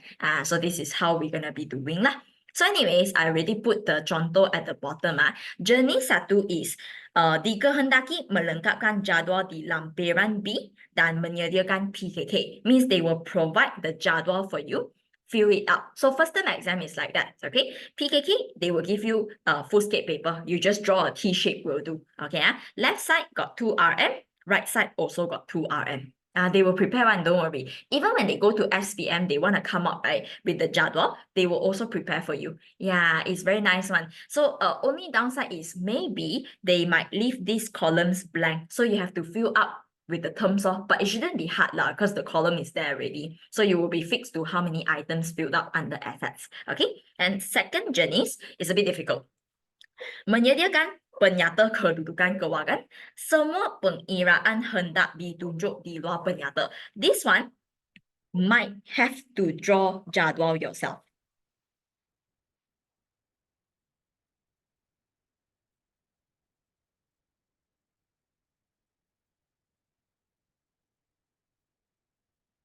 Okay, so why? Because it's asking you to do it outside of the PKK. But if you say, oh, they didn't ask for, why? But you don't have jadwal, how you get all these numbers, you understand? So it's a necessary step to prepare jadwal in order to do PKK actually for chapter 2, okay? In SPM, they already give the columns for the, yeah, correct. In SPM, they will provide the paper for you. So they will say lampiran B, so you just look at the back pages, where is the lampiran B? So you fill it up there. So SPM, if they want to come out, right, they don't ask for the bottom part one usually. Because when it's Form 5, they have a lot of other topics to ask. Then this question maybe will be only a 10 marks question. So they provide the jadwal for you. But in Form 4, they will have this question as your 25 marks. So it will be a bit more than Form 5. Okay, right. So let's not waste time. We begin with the exercise. Okay. Now, for me to show you all better, I will put side by side. I take my previous sessions note to put by the side for you to see, so you can know where to fill up lah. Because the pages, right, I didn't plan it well, I would say. I'm so sorry. The page 10, which is the question, and page 11 is far apart. So it's like gonna go at the back. So you have to keep flipping. If you don't mind, you can do the flipping. I mean, you've got no choice lah. Actually, you just have to do that. And in SPM, it's also the same way. Probably they will put it very end of the set of notes. So you have to flip to the back pages to answer. Okay. But if they only ask for penyata, then they that's why I say if they ask for penyata, this is only likely in Form 4. Okay. If they only ask for penyata, then you have to draw it yourself. Some schools, they don't give jadwal. But if you ask me SPM, yes, they will give you. SPM, they will give you. All right. Okay. Now, so we're gonna do page 10. Yeah. Can you all go to there? Page 10. This is the first question. All right, so I will go ahead and discuss the full question with you guys. And probably with the filling up, I hope you guys can do it yourself later. Okay, I will discuss here first because the priority is to make sure all questions are done. If I finish discussing, then I will go ahead and fill up with you guys. Is that okay? Right, come. First, what is the keywords here? They say, Encik Daud memulakan perniagaan Dawn Enterprise pada 1 January 2012 dengan membawa aset berikut. They already said memulakan perniagaan. Asset. So, these are all under the asset sides, okay? So, you can copy first this one. 3,000 perabot. 37,000 kenderaan. 12,000 is bank. Because the 29 is in the back. Can you understand? Yeah, so you're going to put that to your page 11. Go to the page 11. Can you see the first row? Empty. No 0.1231. Okay, first row only. Perabot is how much? Copy 3,000. Put into perabot. 3,000. Kenderaan 37,000. And one more is bank being 12,000. And I already said the requirement is for every row, you must make sure it's balanced, right? So right now, I show you guys the separating line is here. I must get the left to equals to the right. Now my left side is equals to 52,000, correct? But my right side is empty, 0. Are they balanced? Obviously no. So what is missing? Remember this term, memulakan is the keywords. Okay, you have to make it as model. Is that fine? Yeah, so you start a business with all the assets, where it come from. All this is from Encik Daud. Encik Daud is my pemilik, so we consider his contribution under model to increase by 52,000, which is the jumlah of the 3 numbers, okay?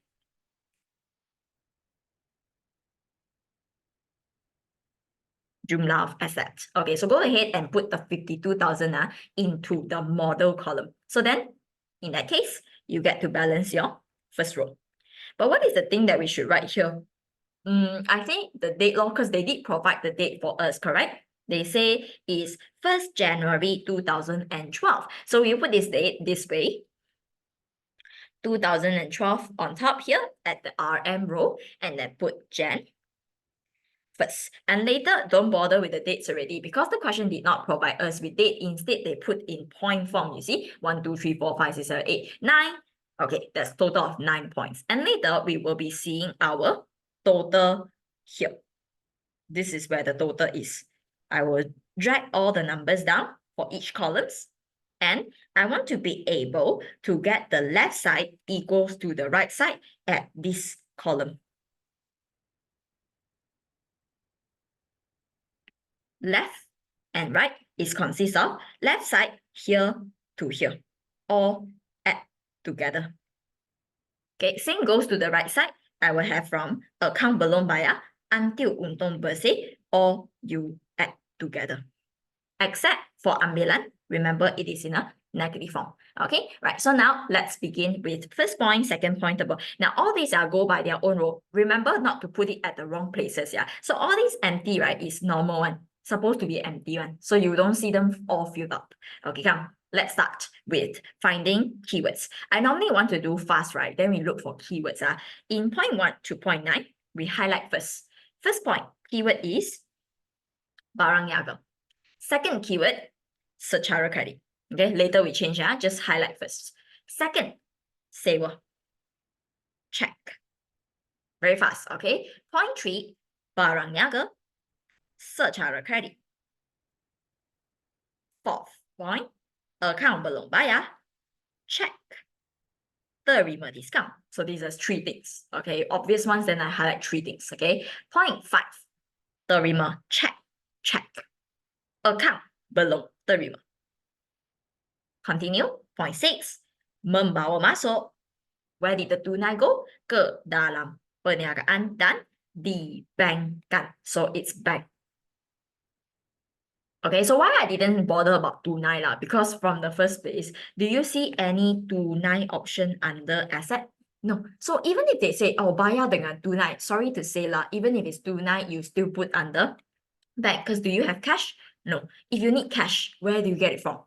The bank. So minus from bank lah. Yeah, so there can be no tunai, but you cannot have no bank. Yeah, this is the logic lah. We always use bank mostly because it's more safe. It's all with the bank to be kept, right? So if I do transfer, it's better. If I give people cash, I'm afraid someone just snatch it over, you see. So that's why tunai is not so much used, but usually it's bank. Okay. Point 7. Sekeping cek yang diterima daripada akaun belum terima telah dipulangkan oleh bank dengan bertanda rujuk penyuruh bayar. Akaun belum terima dipulangkan oleh bank. 2. Okay. Point 8. Mengeluarkan cek kegunaan peribadi. Okay. 9. Perniagaan telah meminjam daripada bank sebanyak 5,000. Wang tersebut dimasuk ke dalam akaun bank perniagaan. Okay, so we already have all the keywords. Time for us to change them. Now remember, as long as it's barang niaga, all is inventory. Okay, you see one inventory here. Where else? Here also got inventory. Where else? Continue looking. No more already. Okay, so throughout the whole question, there is only 2 types of inventory. Easy. So how are you gonna know? Will the exam question usually give us categories for the persamaan, or do we have to find? They will put on top lor. Yeah, but it's default position one. Even if they don't do this, you just understand whatever that's on the left side are assets. Right side is L and EP one. Yeah, it's default like that. So even if they never left the label, it's always left side to be assets. So how you know whether it's asset or not? You will see a line separating it one. But of course, if they didn't put on top here, then you cannot see separating line, right? Then probably you have to see from the first one till which one is gonna stop for assets. So you takkan stop at account belum bayar, you have to recognize lah. Okay, so sometimes you have to find out yourself for the last one. I mean like perabot kenderaan. You mean ABS or AS, is it? Yeah, of course, you have to do it yourself. They won't tell you which one is it. So that's why that's the purpose of klasifikasi. We need to memorize. I say you cannot actually just wait for the question to give you the answer. For ABS, AS, LBS, LS, all these you must know how to separate because they will just give you in full like this. Sometimes they mix and match. So you don't expect, oh, teacher, I always see them put ABS in the front, so I think the ones in front are ABS. So not like that. You have to actually know what are the 7 types of ABS. 6 types of AS. But most importantly, I say is asset lah, because there's so many types, right? But liability, 2 each. So it's much easier to remember compared to asset. So best is before your exam, you make sure you can remember what ABS we have and what AS we have. Okay, right? So that's priority. Before you do chapter 2 lah. Okay, right. So we're gonna start with the inventory part just now. You see, beli means buy. Remember, don't care about money now. You care about the item. You are buying an item. Of course, you will gain the item. Inventory bertambah. And meanwhile, if it's jual, then what happened? Inventory will become lesser because you sell them away. Okay, so all things are recorded in RM form, but it doesn't mean that's money. It is the value of your product. So we bought in product worth of 3,005. This will be added into inventory. 3,005. Meanwhile, for point number 3, jual barang niaga, did you realize that there is 2 prices mentioned? It's very normal because if I'm a seller, will I sell the same price as the original cost of the product? Of course not. I will try to sell it a higher price, correct? So here they are trying to tell you that the product itself is worth 800 only. So I'm taking 800 out from my inventory. But when I sell to my customers, I sell it at 1,900. So what did I want to do? I, of course, want to earn money. So untung bersih is the difference between the original price and the selling price. That is a difference of 1,100 ringgit. So you see, if I record like this, is it done? Obviously not. As you fill up to the table, it cannot balance also, it's still missing a number, 1,009. Where do we record it? Remember, whenever it is secara credit,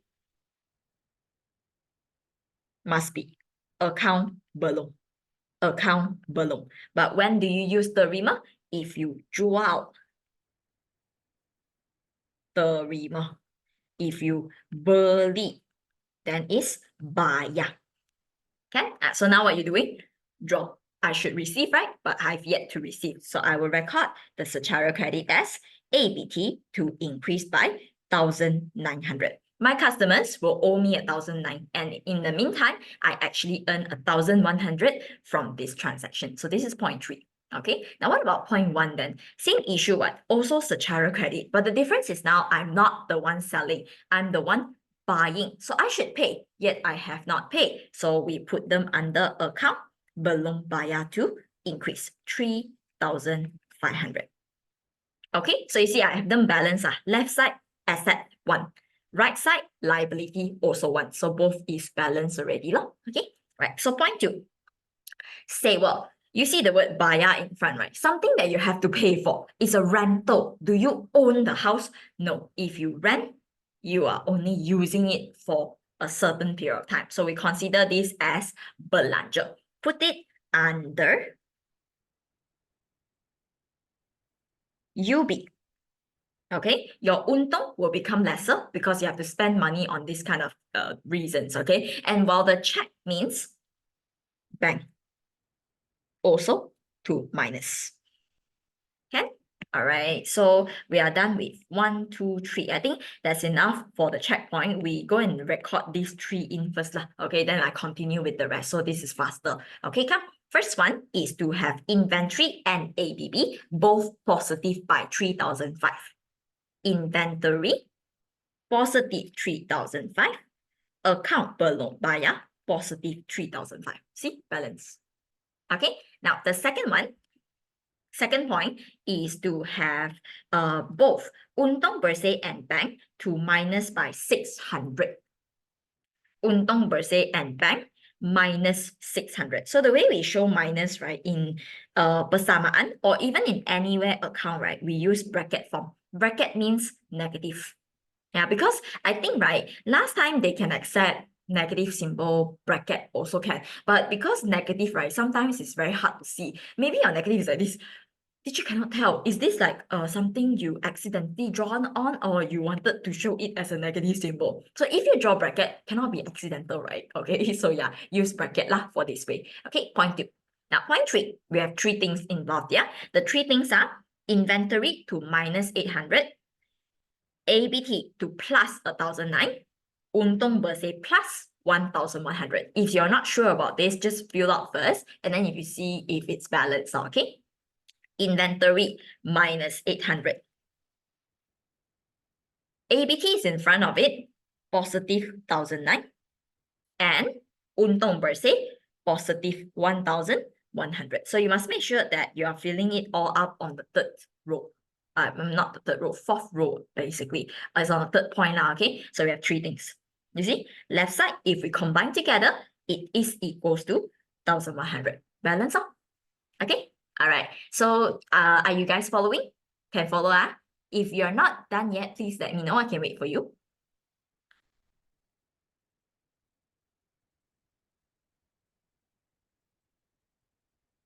Okay, then I continue. Next one I'm gonna do is 4, 5, 6. Okay, 4, 5, 6. Point 4, bayar account belum bayar dengan check 2850 dan terima discount 150. Now I say now the available numbers are check being 2850.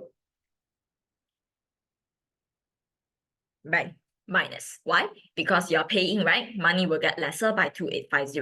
While I am receiving a discount, discount to be received is considered hasil. So it will make untung bersih increase, but only with 150. So now I want to say you are paying off to your liability. Account belum bayar. Belum bayar will then become lesser. But I don't know what's the value. Don't worry. We fill up these 2 first.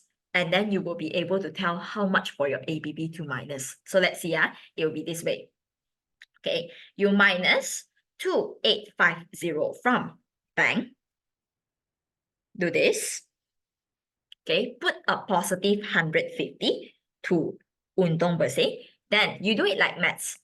Imagine this is an equal sign, and here we have an unknown to find. How do you find this unknown? With the same equation. You will bring the 150. This is positive, right? Because they are the same side. Right? You will bring the 150 over to become negative. So how much is negative 2850 minus 150? It will be negative 3000. Okay, so you can do it like maths, actually it's an equation, A equals to L plus EP. So just move the 150 over, imagine it moved over. So the amount of debt that we're paying off is technically 3000, because you must understand that usually the amount of money they ask you to pay, right, is after discount. So when you see it's check, means after discount. So what about before discount then? If you want to find before discount, you will take 150, add back to 2850. So the amount is 3000. Is that okay? So after discount, you only pay 2850. But what about before the discount? How much do you actually owe? So which in that case, I owe 3000. But this supplier tells me that, don't worry, I will give you a discount of 150. Just pay me 2850. I will get your debts to be cleared. Okay, so that's why total clear is much higher than what we pay. So when there's discount happen, right? Then you make sure the account belum bayar or the account belum terima must be of a different value. Okay, but you see, like 0.5 is a different case. Because 0.5, how many numbers are shown? 1. So in that case, when I receive money from my customer, I'm not offering them any discount because they pay me 1270, I deduct 1270 from their debt. So terima check, bank bertambah.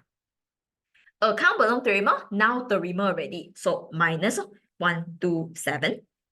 Both shares the same number. Okay, so this is gonna be together with 6, 7 together. Then later we copy to the table. Okay, come. Point 6. Pemilik membawa masuk. Anyone knows what to change this to? It must be a term that begin with M. Whenever your pemilik bring in anything at all, it must be in value. Yeah, correct, Dylan. Very good. Model. Membawa masuk. Model. Model never negative one, it's always positive, okay? So we're gonna put it into model, and what did this pemilik contribute? It contribute bank to us. So bank positive as well. Both 3000. Okay, right. So done with 6, super easy. Now, point 7 is a special case. I will describe it as check tak laku to you guys. Check tak laku can happen all the time now because the person say, oh, I want to pay you my debt. I have written a piece of check to you. But can you actually identify if this piece of check can be converted to money? You can't until you put this piece of check into the machine.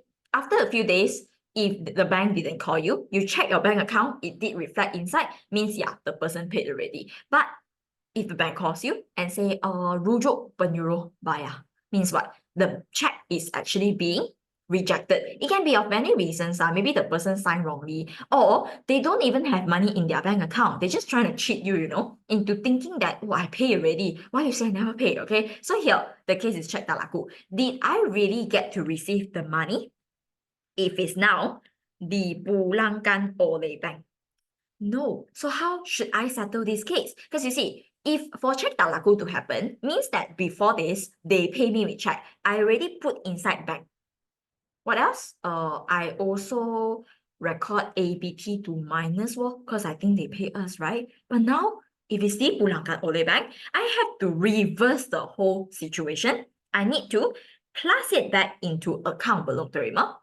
Make sure they continue to owe me. Another thing is, I gotta deduct the amount out from my bank record because technically my bank account statement is no number of 507. But my own record, I did plus a 507 in there, right? Of course, I gotta undo that. So minus out from the bank and the thing is settled.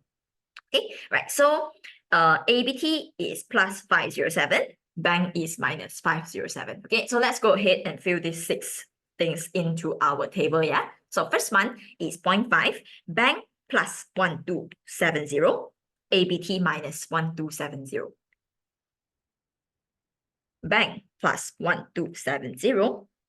ABT minus 1270. So this is what the situation is. I'm putting everything on the left side, but it's still balanced because why? When I add it together, isn't it becoming 0? Which my left side is 0, right side also got nothing, 0.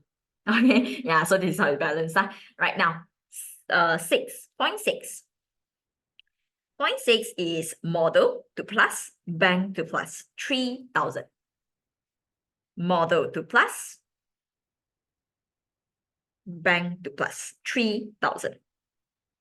Okay, and one more is a check tak laku. We are gonna plus back to ABT because I didn't receive money from them. Correct? Okay, then my money also didn't increase, so I have to minus it back out. So 507 to be back into ABT, but deducted out from bank. So we actually have again on the left side, but it's equals to 0. Okay, right. So last point, last 2 points, 8 and 9. What is happening? Point 8 is per minute mengeluarkan check. So no matter what is the purpose, as long as you understand check means bank, mengeluarkan minus. And what is the purpose of the mengeluarkan? Is it for shop use? No. Personal matter. So if it's a personal use, then we consider it as ambilan. So remember, how is ambilan supposed to be working as, okay? Ambilan itself is already negative. In order not to affect the original form of ambilan, we don't put negative, we put positive. So whenever it comes to ambilan case, right, you will always see the left and the right side like not balanced, but actually it's already balanced, okay? So how it looks like, it will be this way.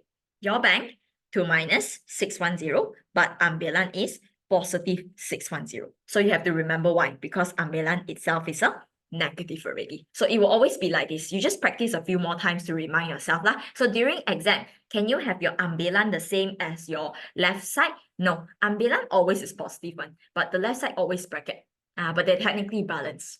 But this one, right, it actually depends on, because it's a new format. The old format, right, we actually allow students to put bracket. But if your school teacher teach you the same way as I do right now, means overall it's the same already. You have to follow. But your school teacher say, oh, put bracket, then you follow her way. You can check your school exercises and see whether you put bracket or not for your ambilan lah. But I'm telling you, this is what the new format is. Okay?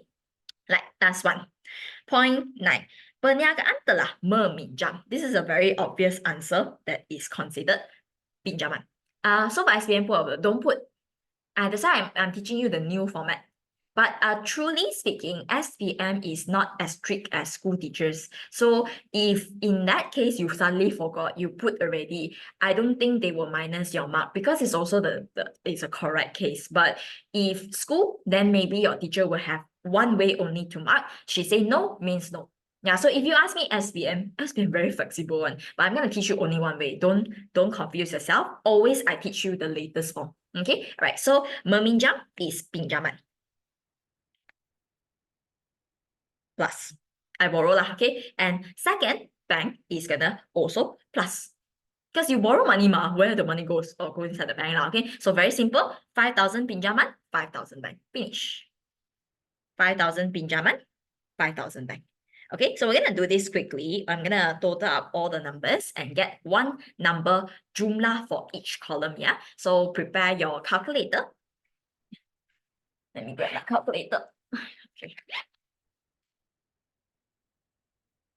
There are some numbers are very simple, which is no changes lah, okay? Perabot is 3,000. Kenderaan 37,000. Inventory is 2,700. ABB 500. Oh, sorry. Pinjaman 5,000. Model 55,000. 610 for ambulan. Okay, then the rest I will start calculating lah. So these ones here are very simple calculation. So I did it very fast. I think y'all can do it also lah. Okay. So for bank, then you guys have to be careful when you press your calculator because there's so many numbers. Remember, when bracket, press negative. When no bracket, positive. So we have 3 numbers, actually 4 lah, for positive. Okay. 12,000 minus 600 minus 2,850 plus 1,270 plus 3,000 minus 507 610 to minus as well, plus 5,000. So that's a 16,703 under bank. Now for account below terima, 1,900 minus 1,270 plus 507, 1,137. Untung bersih, negative 600 plus 1,100, 150, 650. So what is the jumlah for your assets? So you add all together, yeah? 3,000 plus 37,000, 16,703, 1,137, and 2,700.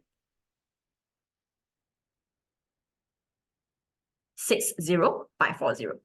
So the other side, is it the same or not? Add together. Now this way, add, but minus, plus. This is how you calculate. So 500 plus 5,000 plus 55,000 minus 610 plus 650. 60,540 as well. Okay, so right now we will begin copying all this to the penyata kedudukan keuangan. By the way, I want to say my priority is now to finish this chapter 2. So if you think you need for the chapter 1, later you all don't leave straight away. I will let you guys know to my YouTube channel. I will have one video that's explaining about the chapter 1 we have in the notes one. So you guys can actually refer to that video. Yeah, I have a YouTube channel, correct. Yeah, so I will lead you guys there. Later, I'll give you a link. Y'all can watch the video for your chapter 1. But I didn't cover a lot of subtopics because I said in the beginning of the class, the chapter 1 actually a lot of memorizing lah, okay? So where chapter 1 is going to be very important, yes, but only a few topics that you truly need to like understand in order to answer. So you can refer to my video for that case, okay? Right, so now I just finish this up first. Okay, come. The PKK will bring everything down. Remember, only take the last row. Okay, how you split? Remember, formula is A equals to L plus EP. Assets all go to the left side.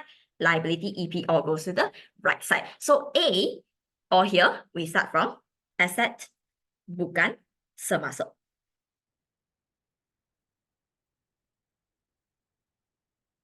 Okay, we draw a line for the title. So then copy asset bukan semasa. From above, we have two of them. Berabot dan kenderaan. Take the terms from there.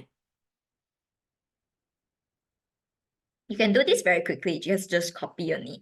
So these two will be all beginning on the right column. So I say this is the middle point. This is the middle point. The PKK is actually a T shape. It looks like this one. Okay, a T shape. So you must understand it's a T shape. The most right column is here. So you understand this first and this second. Okay. All right. So I'm gonna put perabot to the second column. 3,000. Kenderaan 37,000. Add it together. 40,000. Okay. Carry on. Asset semasa is the rest of them. So I'll say when you do chapter 2, right, you just recognize which ones are ABS, then the rest are all assets semasa already. It's very obvious one, okay? So our AS will be the other three: bank, account belum terima, and inventory. Okay? Bank, account belum terima, and inventory.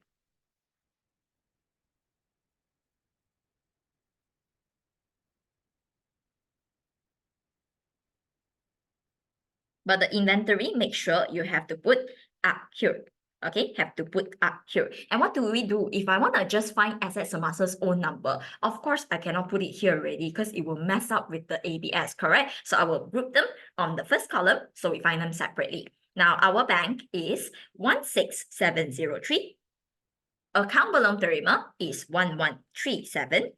And inventory RQ 2,700. So normally, right, if you cannot balance, I can say you check your bank because bank normally is the one with the most transactions. So you can check from there. If you press on your calculator once again, any difference of the number or not, maybe you press wrongly, okay? Right, so jumlah of AS is equals to 20,540. Now at this point, right, you can already tell, surely it's going to be 60,540. But can I guarantee the right side would also end on this row?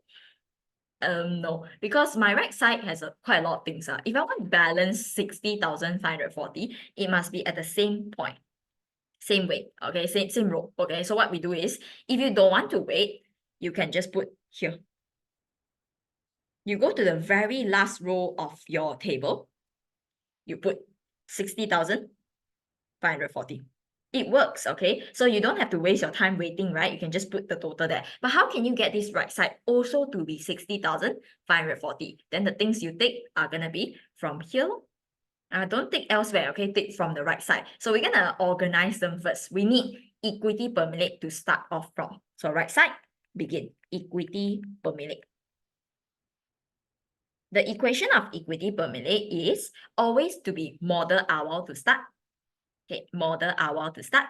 We're gonna plus if it's untung, which this case is untung lah, because you look at the column, it's positive, right? So we're gonna plus, but remember, you have to leave a row empty. Why? Because plus and minus cannot do together. No such thing one, okay? When you write your working out, plus minus must be separated. So that's why only after a row blank, you can put ambil one to minus, that you get your model AKAUNS. This part is actually very fixed. Unless that suddenly untung become rugi, then the most you change is negative symbol and write rugi only. If it's rugi, then you just change the symbol and the term. No problem one. So model hour is what? This one. Take from model column. Okay, the end of model column. 55,000.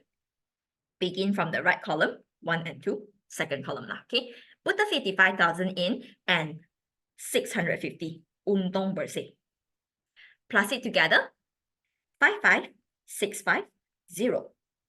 We also got ambilan, minus 610. So what's the answer here? We are getting 55,040. A bit different there lah, but don't worry, because at least the last two digit is the same already, right? Okay, we are still missing some things, which is liability bukan semasa dan liability semasa. So always remember, it's bukan semasa to come first if there is. If there isn't, then just straight away go by liability semasa. Most of the time they don't have LBS lah. So if don't have, just write liability semasa. Put in your account belum bayar. But if you see there is pinjaman, sorry, you have to split out already lor. Cannot be together, yeah? Put here, pinjaman. Number is 5,000. Okay, put the last column. Why? Because you only have one, right? Why you bother putting at the first column, then later you want to move back again? So no point for that. Unless it's like asset semasa, we have more than one thing together, 2, 3, 4, 5. Okay, then we have to group at the first column. But there's only one, means straight away to the second column. No need to do any plussing first. We wait for liability semasa together. Liability semasa. Account belum bayar.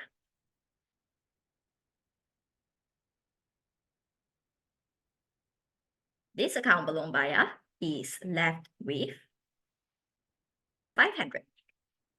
Okay, then you can check now, is it the same number or not? We take 55040 plus 5,000 is 60,040 ma.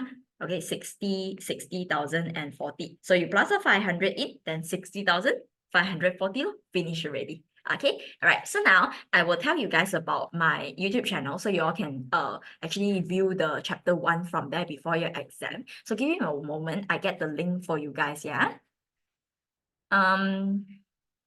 So what I will do is I will give you guys the link to my YouTube channel. Okay, you can go there to view everything lah, okay? But other than that, I will give you the video for the part 1. Wait, okay, share.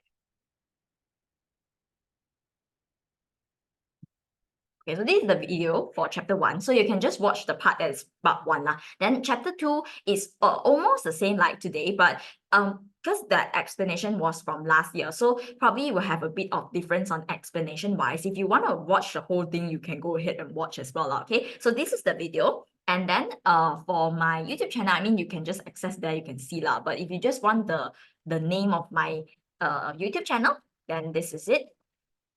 Now, other than that, right, if you have other questions, you can ask me, because YouTube is not very easy to talk about chat there. So what you can do is you can access to my Instagram account.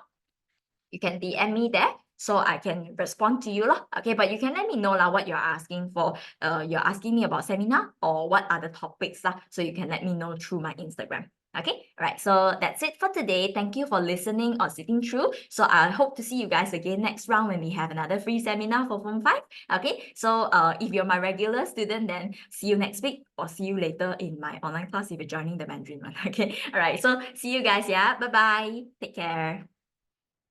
Thank you, bye-bye, see you.